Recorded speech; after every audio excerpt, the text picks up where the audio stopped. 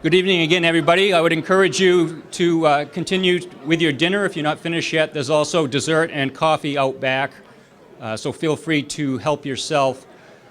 My name is Kurt Smythe. I'm the Associate Director of Athletics here at UNE, and it's my pleasure to welcome you to what is one of our signature events of the year, the 2019 Varsity Club Athletics Hall of Fame induction ceremony. Tonight we'll honor some of the most accomplished student athletes in the history of St. Francis College and the University of New England. And at this time it's my pleasure to introduce to you our head field hockey coach, Danielle Collins, who will get the program underway. So, first off, congratulations to all of the other inductees. Tonight it's an honor to be part of this program and part of the club of the Hall of Fame. Michaela transferred here to UNE after playing a 1 year at Division I Rider University, where she was two-time Rookie of the Week award winner in 2007. In 54 games here at UNE, she totaled 36 goals and 21 assists for 93 points. That's pretty close to mine, Michaela. Her career number of 1.72 points per game ranks her second all-time in the category. Michaela was a two-time first-team Commonwealth Coast honoree, as she was all-region picked her senior season, when she led the team with 22 goals and 10 assists for 54 points. Her total for goals and points that season marks the second best season in program history. She still maintains UNE's single-season records for goals with 6, points 15 that were set in 2010. One of her teammates, Erica Strime, had this to say about Michaela. Michaela was unmatched. She was always knew where to move. This is too high. Sorry. Depending on her opponent during the game, and always put the emphasis on working together as a team to win. Not only did she capture all the things as a good teammate, but she also did things as a great friend as well. I did not get the pleasure of coaching Michaela, but I did get the pleasure of having her come back to many of our alumni events. She came to one of the first ones, and I have a few other alums that are here as well, and Michaela comes back and they're like, okay, who's this girl that is just still playing like she never stopped? I'm like, that's Michaela. And they're like, well, who's she? Like, why is she playing? I'm like, that's just who she is. Could you guys pick up some of that? That'd be nice. But it's been nice to be able to get to know Michaela and her family. We're all kind of from the same area. So it's been nice to be able to know them and kind of learn what she's done, you know, both on and off the field. At this time, I would like to have Michaela come up, and I need to give a shout out to Table 4 as well.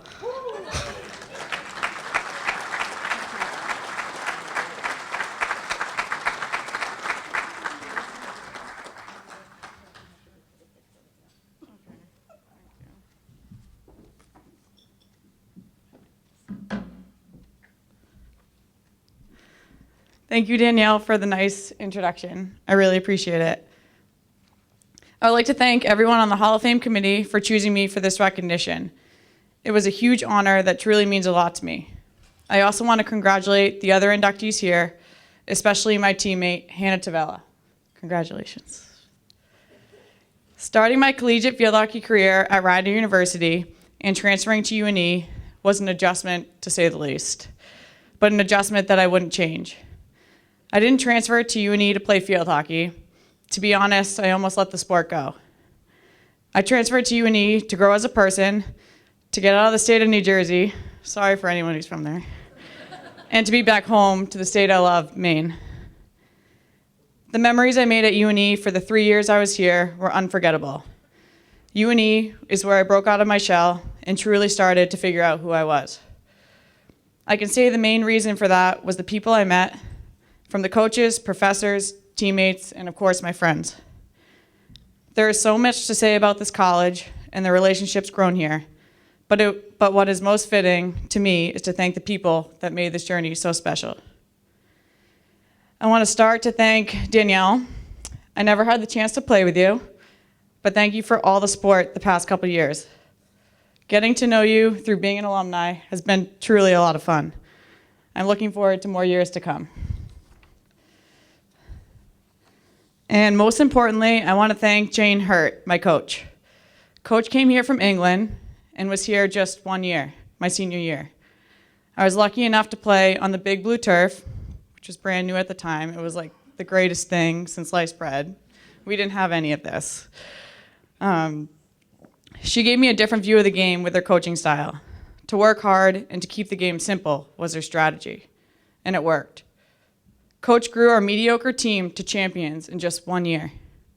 First year ever, UNE field hockey made it to the NCAA tournament, and I'm honored to be a part of that team. Not sure where she is now, but thank you for making my final year playing my best year. I don't know why I'm crying, but What? Yeah, I figured that, but maybe somewhere other. I want to thank my boyfriend, John. Thank you for being by my side the past couple of years, always supporting me, especially coaching. I know you weren't around during my playing days, but it means the world to have you here with my family to celebrate this special honor. John Tiano, you have been a part of my life for as far back as I can remember. Coming to swim meets, to field hockey games, making sure I was always okay when I was dragged to all the boys' field hockey games. Thank you for answering my phone calls and for all your advice when I wasn't ready to talk to my parents yet about leaving Ryder. Most important, thank you for being a part of my life and always protecting me. I appreciate it more than you know and forever will. Russ, my twin, thank you for riding the college ride with me here at UNE and getting your teammates to all of our games. You really were a true fan. Thank you for including me growing up, playing wiffle ball, basketball, street hockey. Although I was always the only girl, I know you all wanted me on your team. As unsure as I was to attend the same college and both playing a sport here, I am forever grateful that we did, and I love being able to share those crazy stories together to this day. Kathleen, my best friend, and most importantly, my sister. I know growing up wasn't always easy or fun, riding around from game to game and practice to practice, but I want to thank you for being a part of my field hockey journey. The stories we laugh about today definitely made it worth it, though. Oh gosh, I lost it. Even though you are my younger sister, I want you to know you're my role model. I look up to you every single day. Thank you for always being there to lift me up when I'm down, and I wouldn't want to celebrate the highs with anyone else. I couldn't do without you, Kathleen. I love you. Most important, I want to thank my parents for all the love and support you have given me to help me get to where I am today. You both are my rocks, and I will never be able to thank you enough for everything you have done. You raised Russ, Kathleen, and I in a wonderful home filled with a love of passion for sports. I couldn't ask for a better way to grow up. Mom, I want to thank you for traveling with me to every tournament all over the country. I know it wasn't always easy doing it alone while Dad was traveling with Russ. I want to thank you for all those much-needed hugs during the tough times in sports and in life, and no matter what, always telling me how proud you were. You always lift me up, even on the worst of days. You are amazing, Mom. I can only hope to continue to grow to be like you. Thank you for always being fully invested in the passion and always supporting me. Dad, where do I start? I do know I would not be standing here today if it wasn't for you. The love and drive you have for sports is incredible.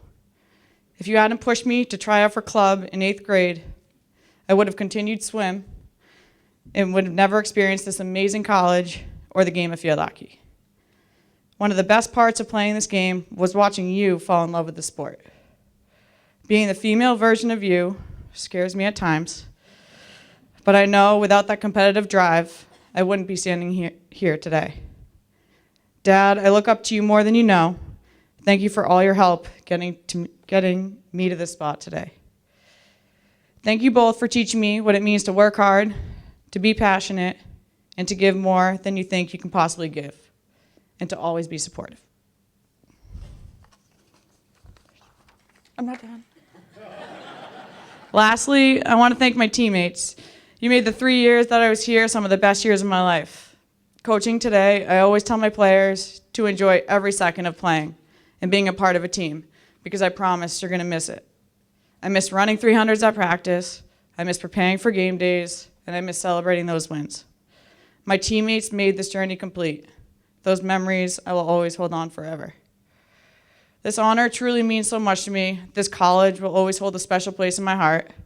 I want to thank the college for the opportunity to stand up here today with these incredible athletes. I thought we would be standing up here together. This is a day I'll never forget. Thank you. Go Nor'easters. Good evening. I'd just like to congratulate all the inductees, myself. I'm Ed Silva. I'm the men's basketball coach here. Our next inductee, Bill Lyons, a St. Francis College class of 1974 grad. Bill played 3 seasons of basketball for the Red Knights and Hall of Fame coach Jim Beaudry. He finished his storied career with 1,178 points and led the team by averaging 18.6 points per game as a sophomore. Bill capped his outstanding career by averaging more than 20 points per game as a senior. In each of those seasons, he received all-conference, all-state, and all-region accolades.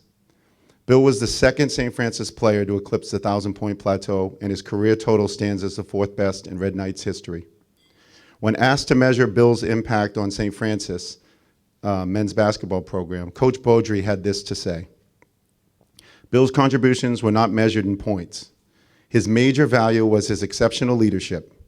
In addition to being one of the finest backcourt men in New England, Bill gave us the leader we needed. His leadership enabled the other players to do their thing more effectively. He had such an unselfish nature and had a distinct ability to build trust in his peers.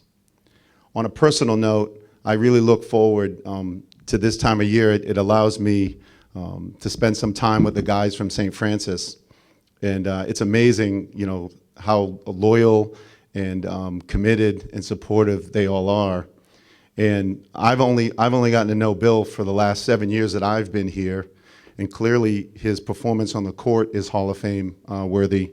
But I can tell you from a personal perspective, as a human being, he is certainly Hall of Fame worthy.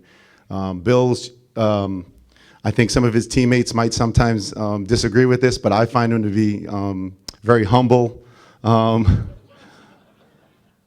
And just very gracious with his time in supporting our program. So without further ado, Hall of Fame inductee Bill Lyons.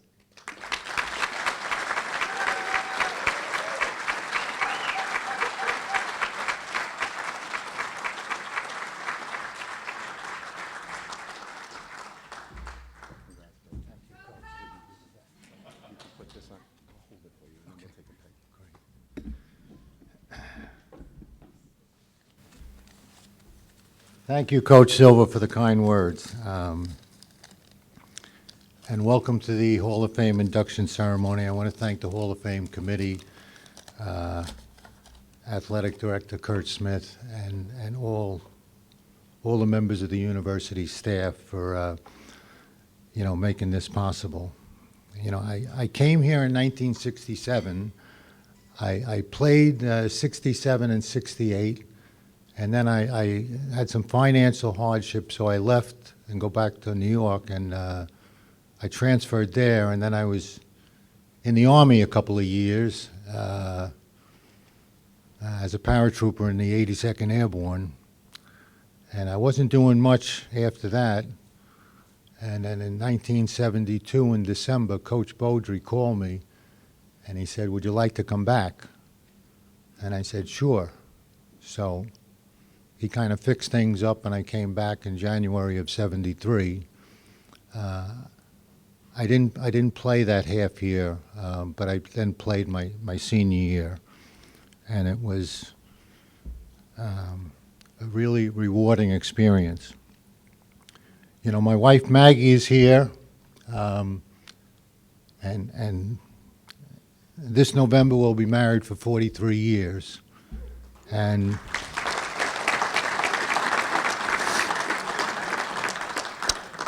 she's my lover and my best friend. We have 3 beautiful children. Maura, who's here today, who's a teaches school in Manhattan and coaches basketball. My son Bill, who's an electrician in Manhattan, and he's married to Triona, and we have 2 wonderful grandchildren, Olivia, who's 4, and Quinn, who is 1. And Olivia, at a very early age, figured out that Granddad was the weak link in the disciplinary chain. So when everybody said no, she came to Granddad. But I loved them dearly, and anybody who was coached from me, especially the girls I coached in my high school career, they would not believe how soft I am. My daughter Bridget couldn't be here. She's in the 3rd week of the police academy in New York, and she said, "Dad, they're kicking my butt." But she played college basketball, and she knows what it is to have her butt kicked, and she knows it'll be tough, but she'll get through it. I want to thank Amy Nasdo-Hale and Ed Silva for being so welcoming and inclusive, especially to the St. Francis community, and integrating us with the University of New England community. And it's their efforts are special, and we feel we are better for that. And I don't.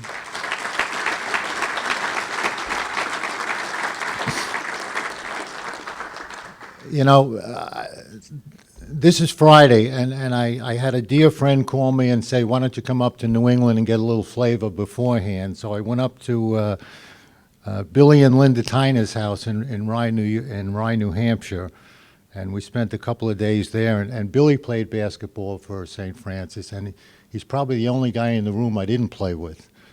He was there between my Army and my other transfers and whatever, but we had a great time, and although he volunteered to ghostwrite the speech, he really didn't deliver on that. But you should be thankful for that. I'd like to give a shout out to Jimmy Kerr, who graduated in '64, and he's in the Hall of Fame here at 2009, I think.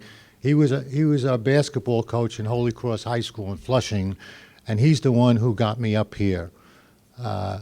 And it changed my life all for the better. I met great people. I had a nice career. I graduated. So thank you, Jimmy, for getting me up here. And he's really a terrific guy. When I started coaching, he was the first guy I called up, and he spent hours on the phone with me. Coaches do things like that, and nobody knows about it. But Jimmy was special to me. I'm just going to go quickly through, some of my teammates. My freshman year, I had guys like Ezio Partizano and Ralph Chabert and Bobby Dalton. I was a freshman. I didn't know too much. And these guys were seniors, and they were mentors, and they integrated me into the college life, into being a college basketball player. And I'll be forever, grateful to their influence on my life. I would have graduated in '71 had I stayed, and that '71 team was a Hall of Fame team, and guys like George Kudlasik and Danny Reagan and Jim Markowski and Dennis Kuntzis and Rocco Ferranti, just among a few. Rocco was also a Hall of Famer, but those guys were. I knew them for 2 years. I played with them for 2 years, and we always play the what-if game, if you would have stayed or whatever. But those were special guys. That '71 group, they were really talented, and they, so deserving of the Hall of Fame. When I came back in '74, I played with guys like Dennis Clare and Kevin Burke and Timmy Smith, Ben Hogan, Tommy Lynch, Russ Opie, co-captain Stevie Donahue, who was from New York also, and became a really dear friend. And, with me and Stevie there, and we had really talented freshmen, we were able to make a nice run into the playoff. Bernie O'Hara was a freshman point guard, and even though I had to carry him defensively, he...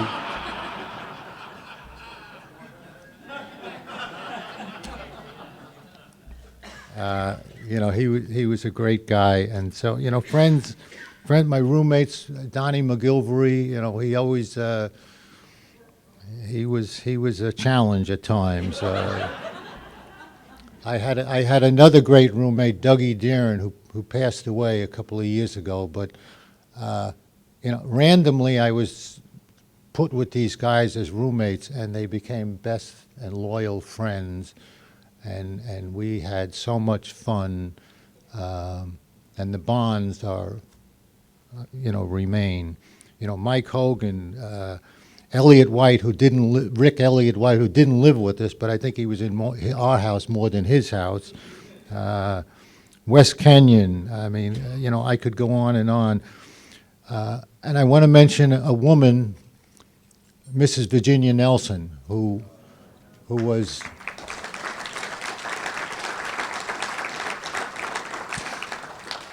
one of the all-time great ladies. And she, after a game, we'd go down to her house and have a couple of Cokes and sandwiches and whatevers. And but she loved basketball, and she was always, sometimes I would get a call that I should, proceed as quickly as possible to beg a professor that I maybe should complete some more work for that course. So she would give me a heads up, and I would get over there and see what I could do. But, all kidding aside, she was one in a million, and really what meant so much to the St. Francis community. I didn't play my junior year. I didn't play my junior year in high school either, but Coach Beaudry and a young lady named Rainey Carroll got me to coach the women's club team with Anna Zappola and Rainey and Jean Whitney, Pam Mooney, and I had the best time of my life. I felt so inadequate coaching these women who could really play. I tried to do the best I can, and years later I would wound up coaching girls high school basketball and AAU basketball for 20 years.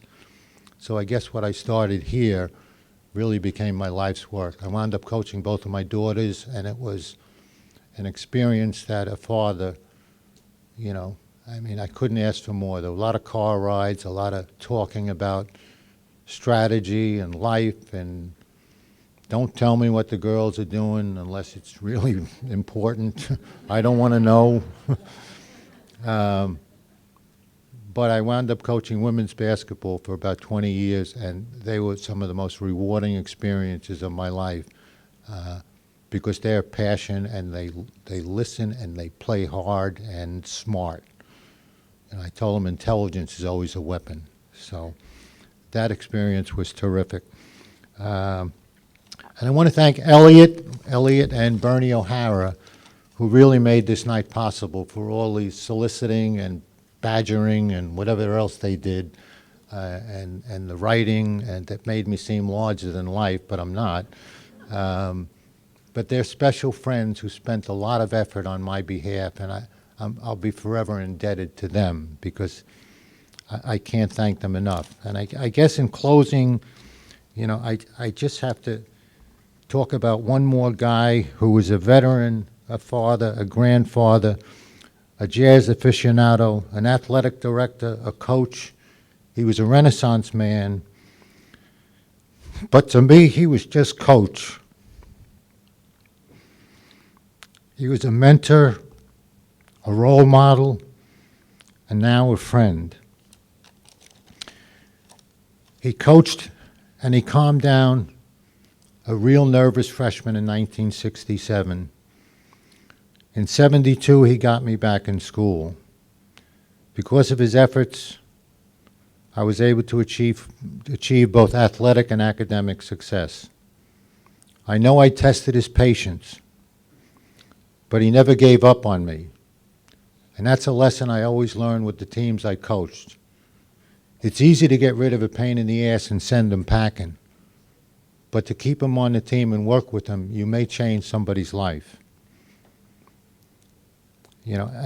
He's probably in every Hall of Fame in New England that there is. And at one point, 5 of his former players were coaching in the New York City metropolitan area. Rocco at Bishop Ford, Jimmy Kerr at Holy Cross, Steve Donahue at Powell Memorial, Louis Piccola at Zavarian, and I was coaching at Maria Regina. So, we must have learned something from the man. I have seen him work through personal tragedy without ever complaining. Maggie and I have become such good friends with his son Jimmy, his daughters Beth and Becky and their families. He's a man of humility and integrity who dedicates his life to his family, his school, and especially his players. Thank you so much, Coach Beaudry. In closing, I'd be remiss if I didn't mention what a quality education I received at St. Francis and the bonds of loyalty and love that have lasted, well, if I came in '67, it's like about 52 years. You know, and that's so important that that institution, we didn't have the facilities that are here now, but we had good people, we had good teachers, and everybody knew everybody. And, you know, there weren't really a lot of cliques or anything. And and Coach Beaudry always said this is his favorite time of year, when you get to come back and you see people who you're growing up with and you know, navigating maturity. Even some of us who were wayward at times. But to come back here and see my guys and the ladies from St. Francis, and to meet the new people from New England, and to have it meld into such a wonderful university, I am just so thrilled to be part of it. And I'm glad I got through this, because I was really nervous. But you know, I'm speaking about people I know and I love and have been so good to me, and thank you so much. Thank you for the standing ovation. Appreciate it. My name is Kevin Swallow. I'm the head men's ice hockey coach here at UNE. Our next inductee is Bob Riley, St. Francis class of '78. Coach Riley led the St. Francis hockey team from 1974 to '79. He coached the team that was inducted into the Hall of Fame in 2005. Coach Riley had a 68-30 record over his 5 seasons here as head coach. He led the team to 3 NAIA district championships, and his team advanced to the NAIA Final 8 3 straight years as well. Over the years, I've gotten to know a lot of these St. Francis guys, and I'm always astonished, you know, with the respect and admiration they have for Coach Riley.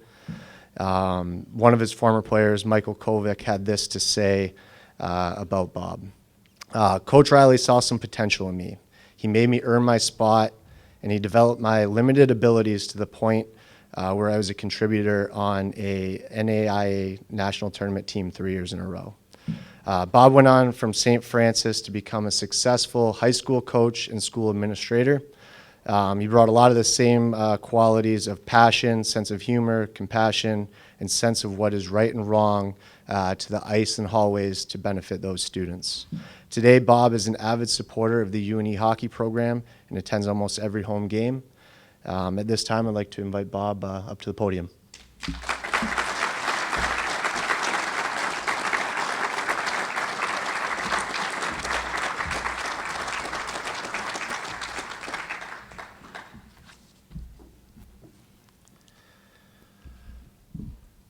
Good evening.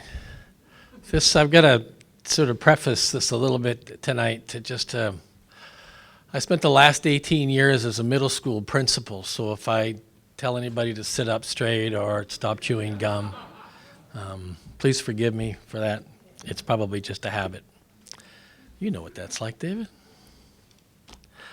I would first like to thank the University of New England for this absolutely incredible honor. When Kurt called me, I was absolutely blown away. It's unexpected and so vastly appreciated. And I'd like to. I know that there was a lot of work done behind the scenes. I think Mr. Duffy and Mr. Paulus had a lot of politicking to do to get there. So I appreciate the work that they did. And to the other inductees tonight, congratulations. You guys probably don't know this guy, but I'll put it out there anyways. There was a great comedian by the name of George Gobel, and he was sitting on the couch of the Tonight Show with, I think he had Frank Sinatra and Dean Martin and Bob Hope and Johnny Carson, and he brings him out, and George Gobel was kind of a meek kind of a guy, and he says, you know, Now I know what it feels like to be a pair of brown shoes in a closet full of tuxedos. And you folks are the tuxedos for sure for the work that you've done, and I congratulate you on that. It's hard to believe that it was about 45 years ago, might even be this week, that I sat down and met with Coach Beaudry and the Dean of Student Life, Paul Starr, and to talk about this new hockey program that they were beginning at St. Francis. I have no idea how they got my name. I'm not really sure. There's a couple of rumors out there, but I had the opportunity to sit down and talk about it. I had no idea what I was getting myself into. I had coached a couple of years at a local high school, skating. I think we skated 1 day a week and played 1 game a week, and that was the extent of my my coaching experience.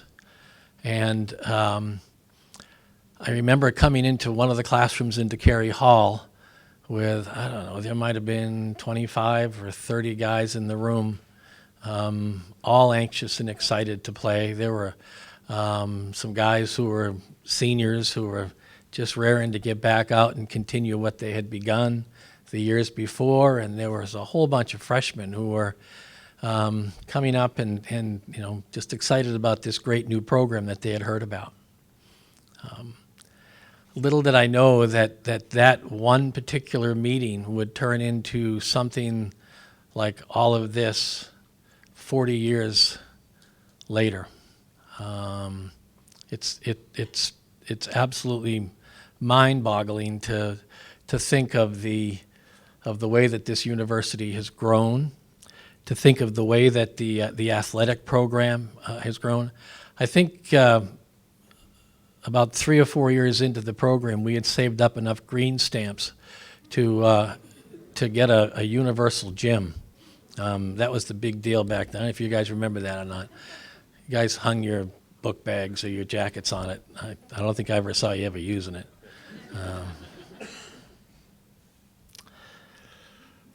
But I will tell you that the one thing that I did that was remarkable about the St. Francis College community was it was a small student body, but it was a fervent student body. They rallied behind the hockey program as they did all the sports, whether it was soccer out on the field, behind the library. I think it's called Ketchum Library now. That used to be, I don't know what's there now.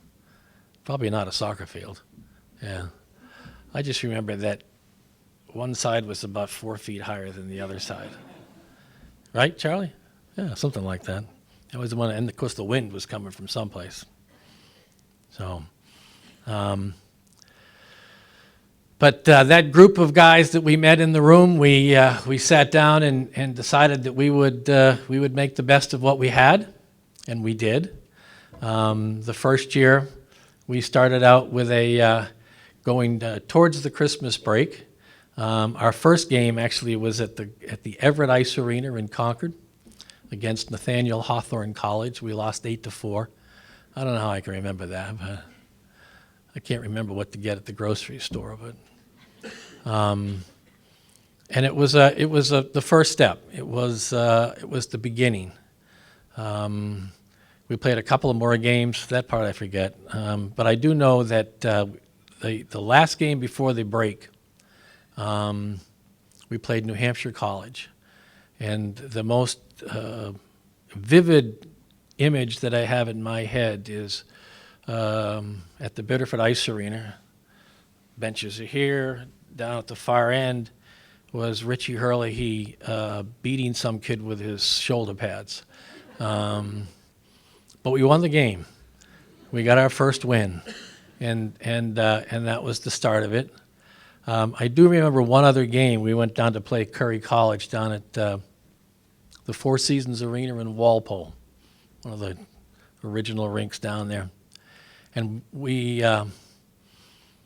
gave up a goal late to tie it, to allow Curry to tie it. And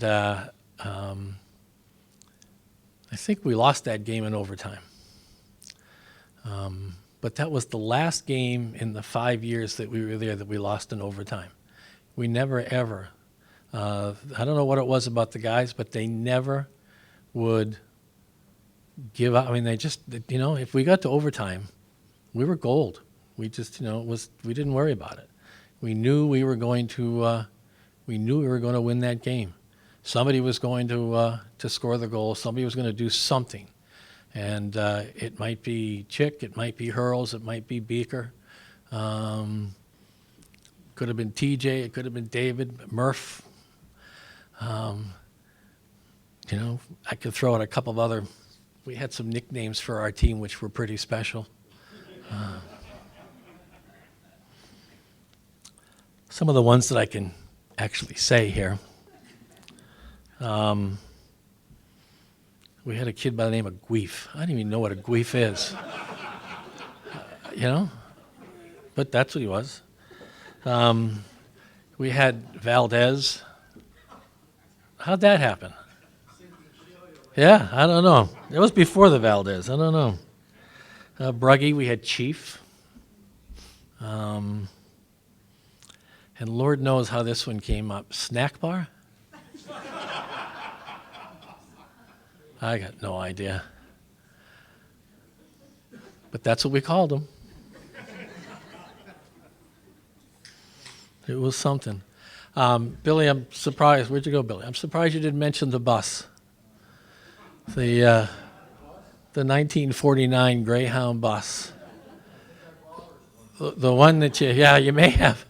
The one that you may have had to, you may have, but you had to either park it on a hill or you had to push it. I think there were some great stories about the basketball team down playing in the Boston Garden and having to go out and push the bus down Causeway Street trying to get it to start. Yeah. I remember that we were in Concord, New Hampshire, and we needed to make a quick getaway.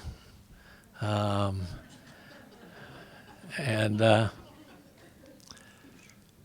bus wouldn't start. We had a bus driver. Remember Killer? God rest his soul, Pete Cochran. Killer Wood. That's another nickname for you, Killer. I don't know how that came up. But he couldn't get the darn thing started. And so we had to get everybody off the bus, and it didn't take much. Just needed to get the wheels rolling, and he could jump start. Pop the clutch, and it would open up. But I just have the vision of the bus sort of rolling away and this guy from the pizza shop kind of waving something at us. I'm not sure what it was. I've been assured that the statute of limitations has expired, so. We did survive the Great Blizzard of 1978. Somebody made a bad call. It's probably me. That we needed to play the game. We had a game against Nathaniel Hawthorne College in someplace west of Manchester. And one of their kids had a bad game, and he ended up getting tossed. And we ended up winning the game. And as we were leaving, the guys went out we had two vans then. The bus was gone by that time. You must have taken it someplace, Billy. And the kid who got tossed out of the game had let the air out of one of the tires. And of course, this is that Great Blizzard of '78. And we had guys trying to change the tires. Fortunately, we did have the spare. Those vans have about 16 lug nuts on them. And the guys did a great job changing it. But took us about, 2 hours to go 15 miles because the snow was coming down so hard. And we finally couldn't see anything, but we were finally able to, there was some sort of, looks like lights off to the side. And it was I think it was the Sheridan Bedford, yeah. And so we pulled in there thinking that, we couldn't go any further. And I called Jim Beaudry and said, Jim, I don't know what we're going to do. This is terrible. We can't see 5 feet in front of us. And so I said, well, get rooms at the inn. And so we did. And I remember fighting with the desk clerk. Nope, we can only put 2 to a room. We had 23 guys and 1 female. So we ended up getting, 12 rooms that they sent the bill to the university for. I don't know if, I'm sure I got paid, but I'm not sure. But I can tell you that we made up for it at breakfast in the morning. It was an all-you-can-eat breakfast, so we got our money's worth out of it. But I think on the serious side, the work that these gentlemen did, I'm not sure at the time they thought it was anything special. I think most of the guys and all of us really just wanted to play hockey and enjoy the game and enjoy the friendships that we made.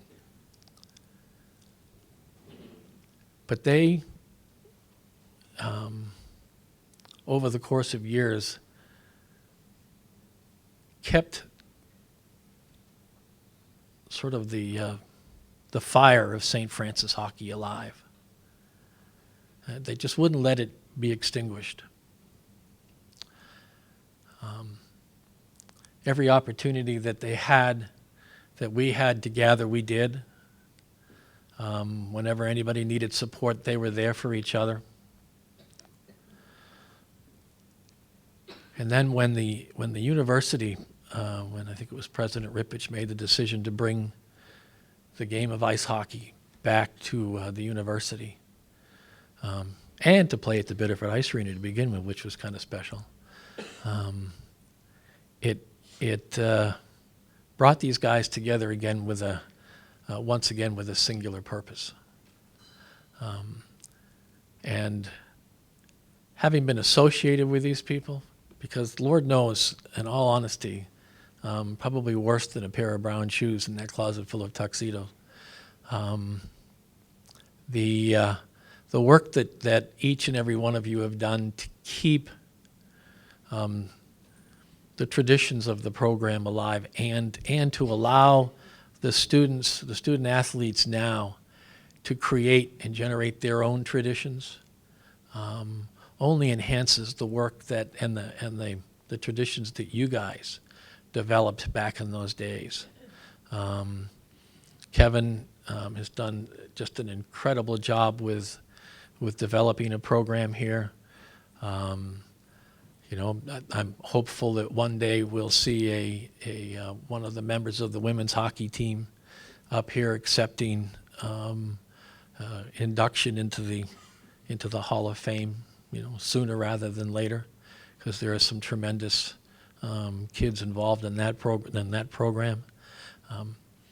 But the traditions that you guys started truly allowed for the university to sort of get a running start at developing the program that's here now. And for that, you have every right and reason to be very, very proud. And I'm proud to have been associated with such a great group of individuals. So to the university, I say thank you. I've been threatened not to say this, but I have to say it.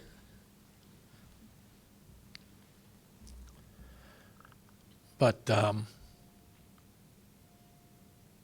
want to thank my wife, who I don't know how many ice arenas she traveled to and how many games. There was way too many.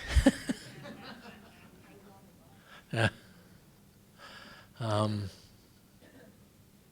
But allowed me to continue to play and be part of this game. Hockey has always been an avocation and not a vocation, and it will continue to be that. But thanks very much, and thank you.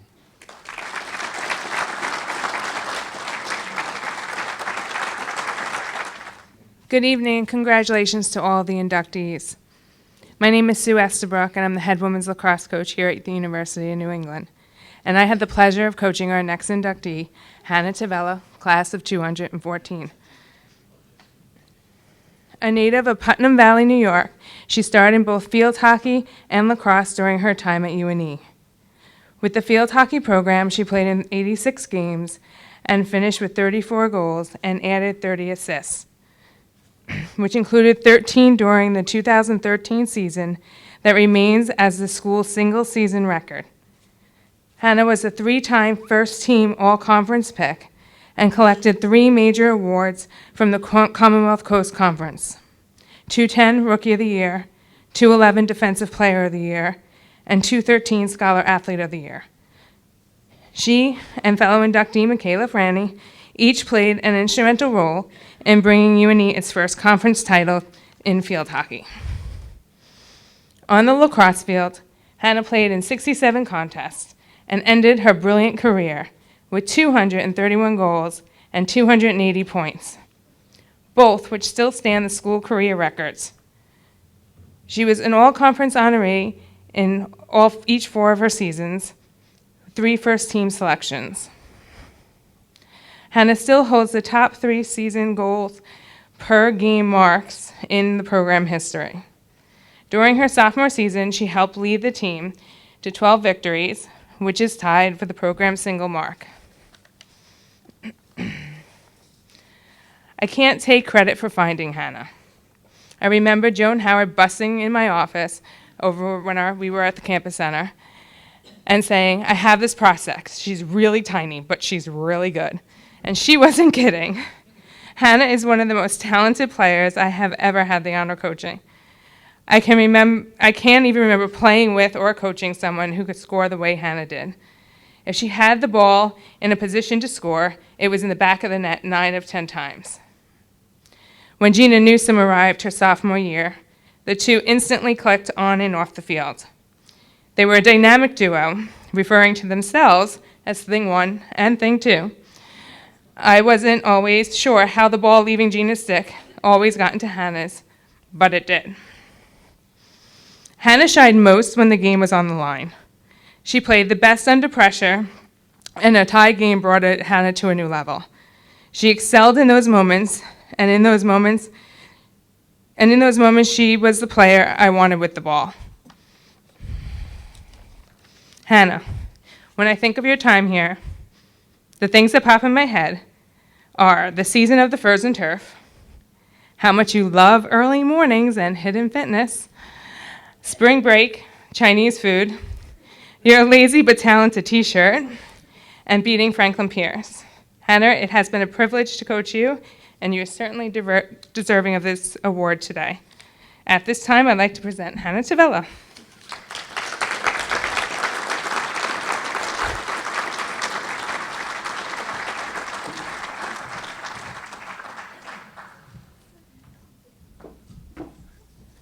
Wow. Oh, I'm not that tall. Okay. As she said, I was tiny, so thank you, Coach, for that great introduction. First of all, I would like to thank everyone on the Hall of Fame committee for thinking of me for this wonderful recognition.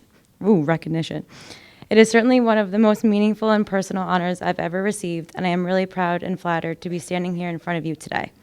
I also want to thank my friends and family for coming and sharing this day with me. I also want to congratulate all the other inductees, especially Michaela and Tyler. I had the pleasure of knowing them both during my time at UNE, and it means so much more to me that I get to do this with you guys by my side.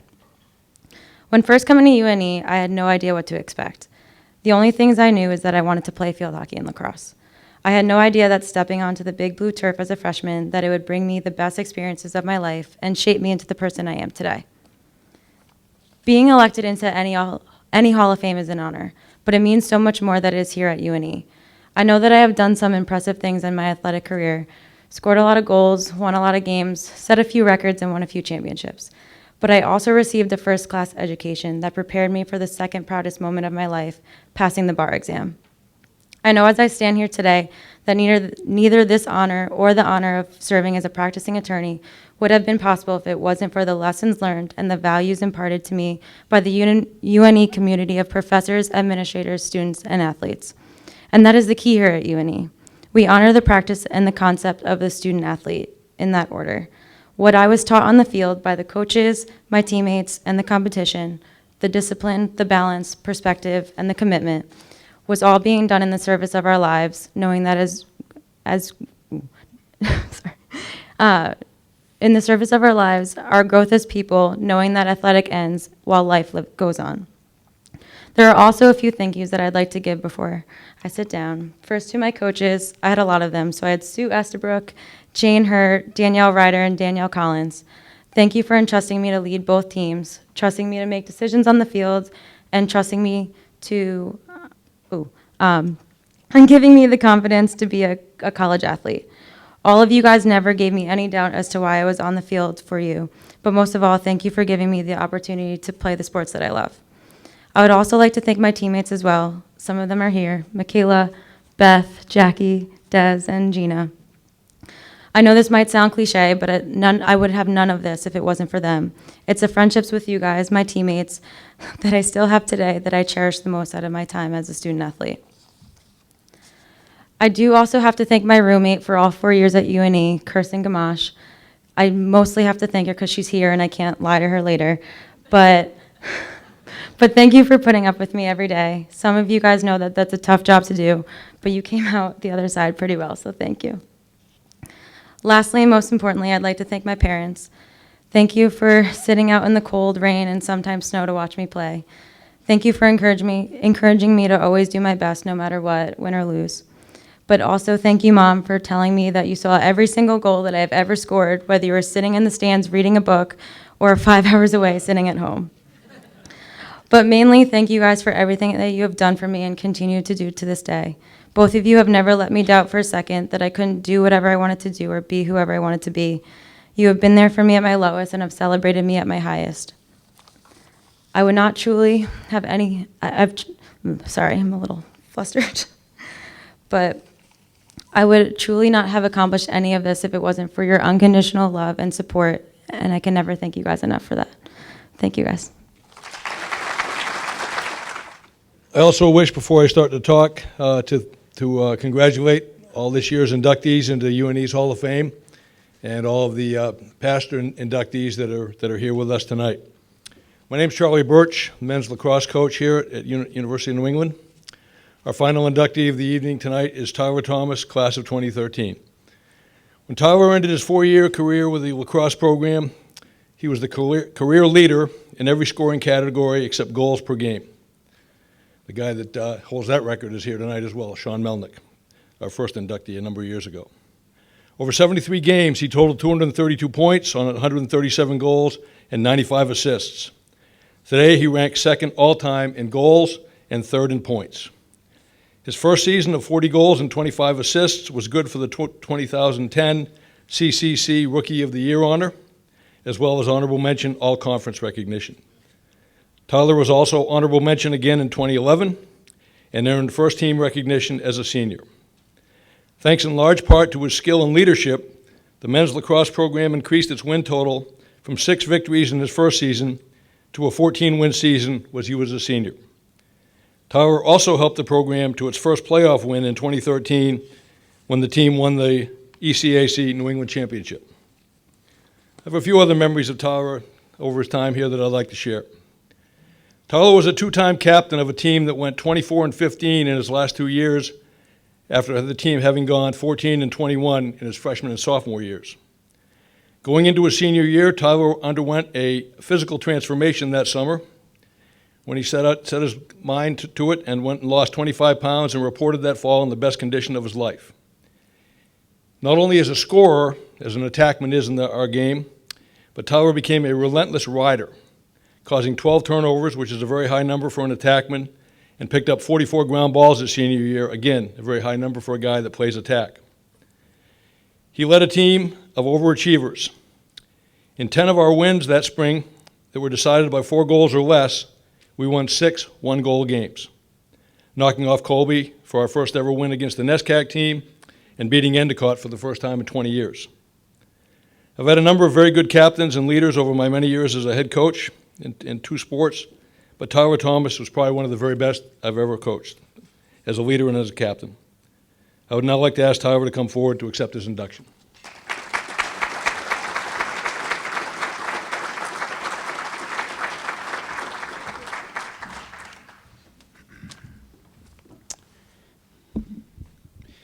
Good evening.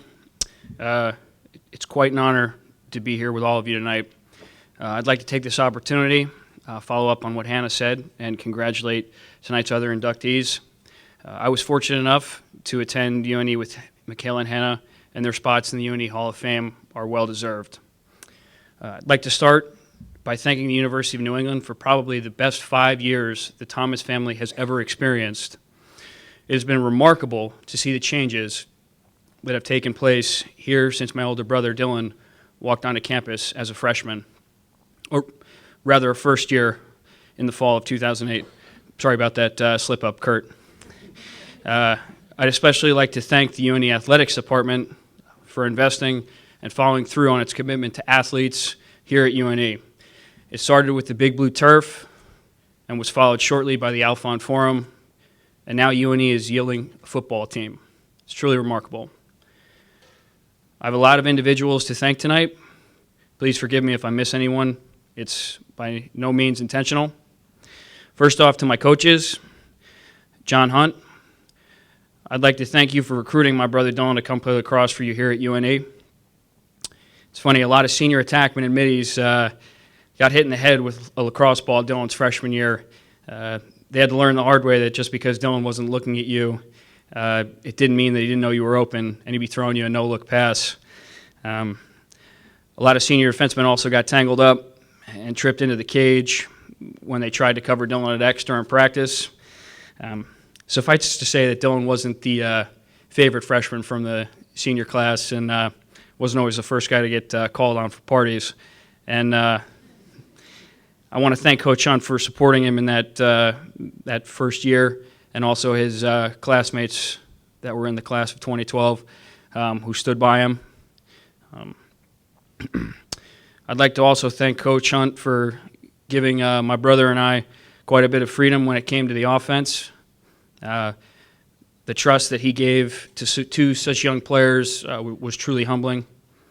And I'd like to think that as a team, we helped reward his trust, as Coach Birch touched on. We helped grow the win total from 6 to 8 to 12 to 14. Starting in 2008 was the first year that UNE ever reached the playoffs, all the way through every year to 2013 for the Commonwealth Coast. Next up, Coach Charlie Birch. Coach Birch took over as the UNE head coach my senior year, and it's very hard to put into words how special that 2013 season truly was under Coach Birch. Like he said, we notched our first ever win against the NESCAC team, which was made even better because the team in question was Coach's alma mater of Colby. We also beat perennial CCC powerhouse Endicott 10-9, a loss that absolutely devastated their players and coaching staff. Coach touched on it, 14 wins, first ever ECAC championship. It was a great year, and I'd like to thank Coach Birch for a terrific senior year and thank him for all the hard work in helping UNE lacrosse confidently move to the next level. I know I speak for all the guys who came up that the program's in the right hands with Coach Birch. Coach Brown, who's now at New England College, I'd like to thank Coach Brown for always pushing me to be my best. He challenged me every day in practice.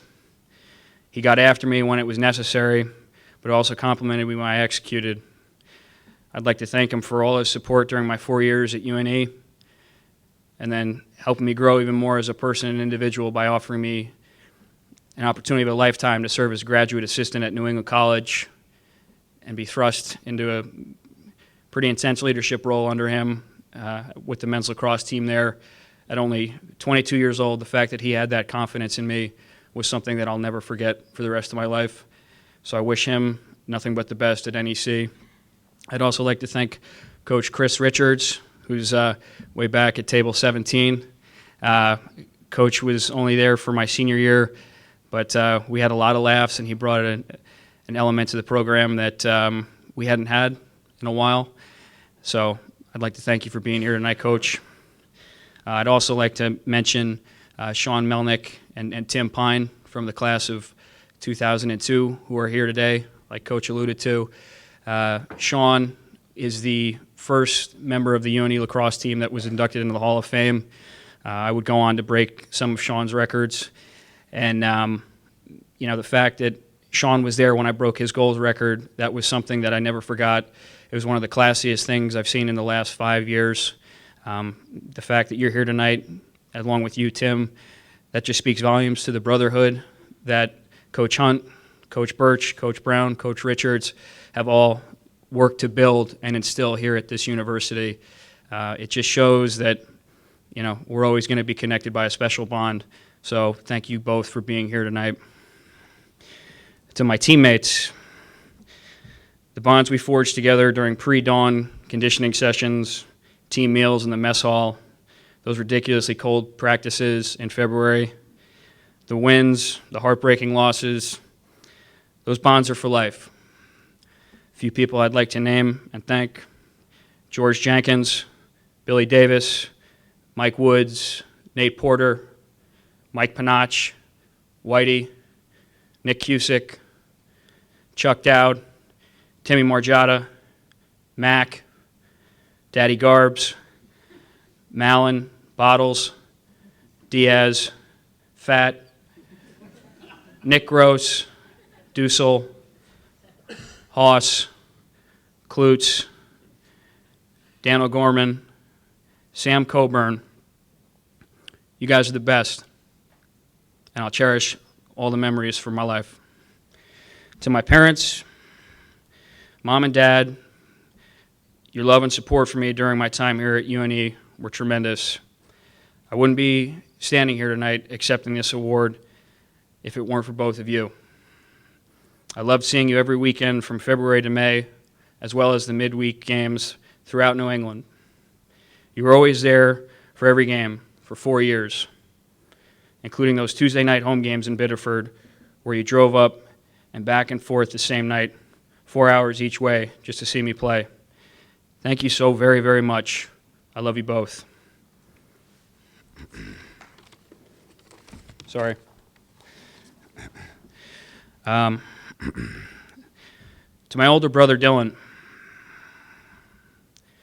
when Shannon Sharp gave his acceptance speech during his induction into the NFL Hall of Fame, he said, "I am the only member in the NFL Hall of Fame who was the second best football player in his family."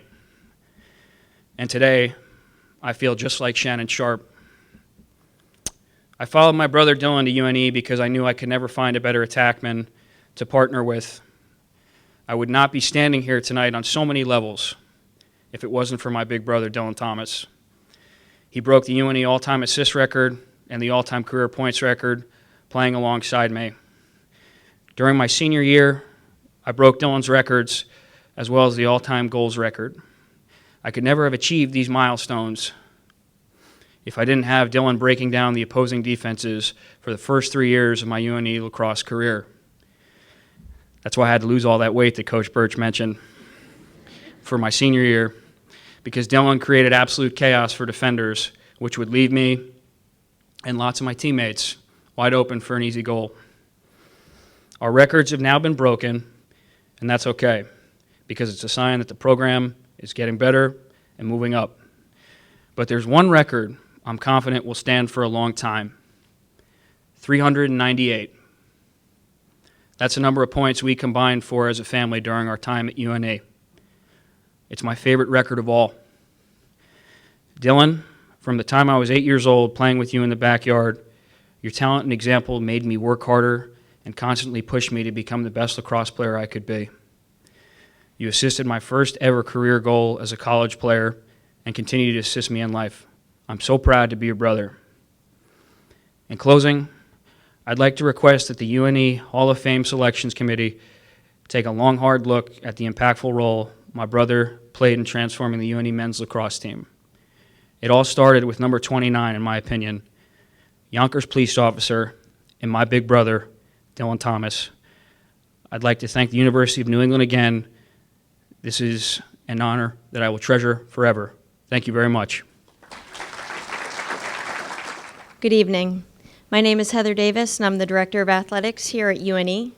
Tonight, we have celebrated some of the most accomplished student athletes in the history of their sport programs and a legendary coach.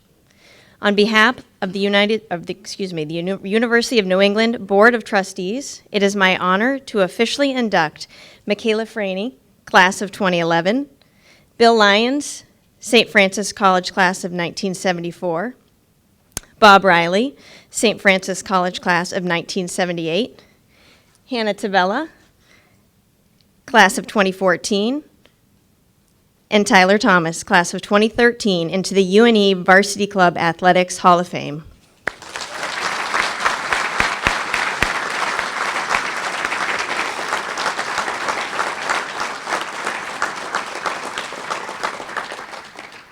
These 5 individuals join a select group in our Hall of Fame, and we are so proud of the rich tradition of athletic success from our St. Francis College, our Westbrook College, and the University of New England. At this time, I would like to recognize the other Hall of Fame members present tonight. Please stand and be recognized with a round of applause.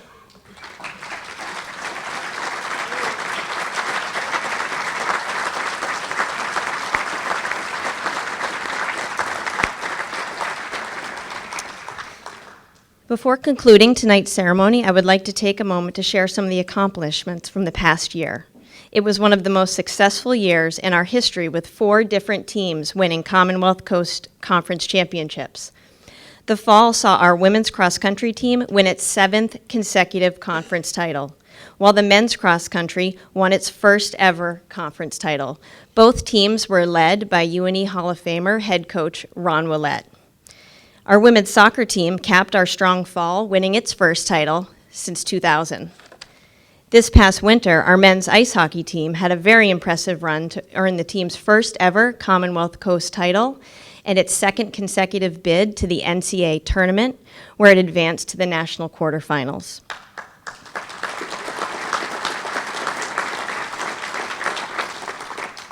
Last year, we also launched the first year of varsity football, where it was highlighted by a crowd of over 2,000 strong at our inaugural home game versus Husson University.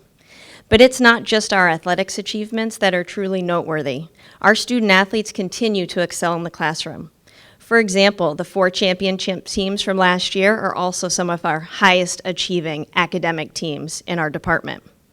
Further, last spring, the cumulative grade point average of the student athletes was a 3.25, and 56% of our student athletes earned Dean's List honors. We are further proud that nearly 20% of our undergraduate population of students participates in our varsity programs. Our student athletes are not only leaders on campus, but they are also engaged in the local community in so many different ways. They are truly wonderful ambassadors for the University of New England community. As we conclude tonight's program, I would like to ask this year's nominees to please remain in the room, come up to the front for a group picture. Thank you all for attending, and thank you so much for your continued support of our athletic programs.